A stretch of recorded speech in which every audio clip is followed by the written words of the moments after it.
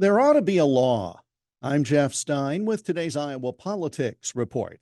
This is the time in the state legislative session when lots of bills are introduced. A very small percentage of bills actually become law, of course, and some of the current crop from the start have "will never pass" written all over them. In particular, I'm thinking of bills restoring the death penalty, requiring the singing of the national anthem in school classrooms, requiring what pronouns to use in legal proceedings, and the like.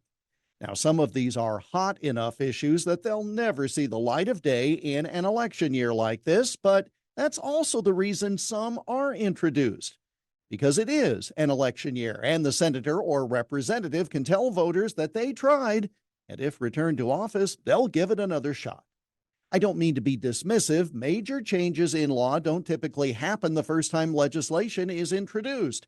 And if folks really do want to restore the death penalty, I expect it's going to have to be introduced and debated at various levels over a period of years.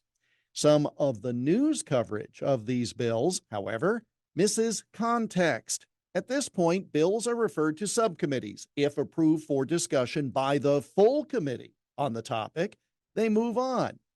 That's a pretty low bar, especially when you come from the school of thought that bills deserve a full hearing, and the best way to do that is at the full committee level. Here's one example: the one requiring businesses to use the federal E-Verify system to determine if an individual can legally work in the state. The subcommittee approved sending the bill to the full committee by a 2-to-1 vote. But one of those voting in favor said he wasn't really sure if it was a good idea or not, but figured it warranted more conversation. However, the news coverage claimed that E-Verify was one step closer to becoming law in Iowa. Now, while technically true, the headline misses a ton of context and led to a lot of unnecessary reaction. So, lawmakers, file those bills.